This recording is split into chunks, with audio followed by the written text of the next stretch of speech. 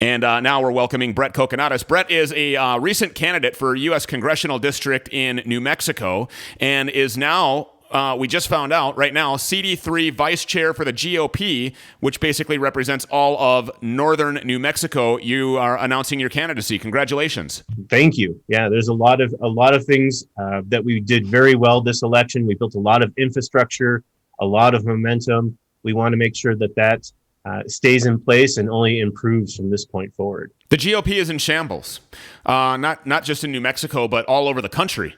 I'm so disappointed in Republicans and the GOP as a whole because they just we have this, and I've mentioned this to Richard before, and Brett, maybe you can correct me if you think that I'm wrong or if I'm not saying this quite right, but we've been too much of Mr. Nice Guy. You know, if your opponent wants to get down in the gutter and in the trenches and really go to war, in order to effectively combat them, you've got to go there with them. I mean, you can't say, okay, guys, well, we'll be here ready to play nice when you're all done destroying the country.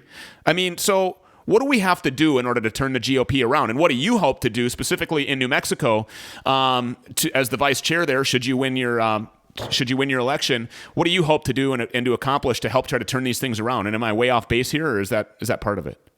No, I think part of what you said is accurate. I mean, what I worked on after the campaign was helping other candidates at the state level become successful. Stephanie Lord from House District 22 was on your show about a week or so ago. That was one of the campaigns that we were successful in. And it really comes down to data and messaging. And that's something that the GOP really needs to focus on, at least in the state of New Mexico. I can't speak for other states, but I've seen it. And I know that the problem is consistent. There isn't a voter out there that doesn't want high quality, affordable healthcare for everybody.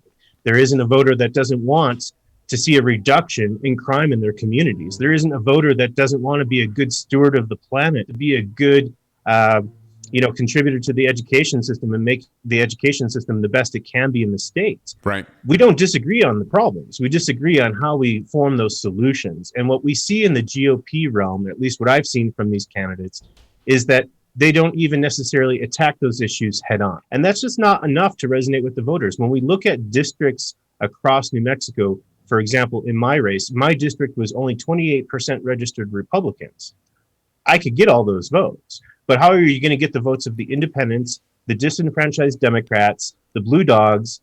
You have to echo those messages. We don't necessarily need to agree with the solution, but we have to put our plan forward and make voters understand that in the state of New Mexico, living in a Democratic controlled state for so long hasn't changed the outcome. Disenfranchised not only Democrats, but Republicans. I've heard many people on this talk show, as well as others that I listen to. These are Republicans who are saying, I'll never vote for another Republican again. We have to change that. That is something that we have to change, because there are a lot of Republicans that are going to have really nowhere to go. There's a lot of independent candidates out there that just don't have the cojones or the funding or the resources to take a campaign all the way through. I mean, we see it in some rare instances, but really identifying as a Republican or Democrat seems to be an establishment thing that we do here. Do you see that going away, and do you see independents rising and having a better opportunity to make a bigger and bolder statement? Well, here's the thing, Stu, you're exactly right. The independent party is the fastest growing voter registration in the state of New Mexico, and it has been for several years. The problem is that there's no infrastructure, and that's a benefit for us. This is an opportunity for the Republicans to build that leadership, build the infrastructure, work on our marketing messaging, and give those independents a reason to join us in the next election. You're seeing these Democrat leaders, governors, legislators support these lockdowns, support the COVID crisis mandates. And what's happening in our state is that these businesses are closing for good. And this not only affects their businesses, but this affects those issues that we talk so much about on the campaign trail, about the economy and jobs and good paying jobs in this state.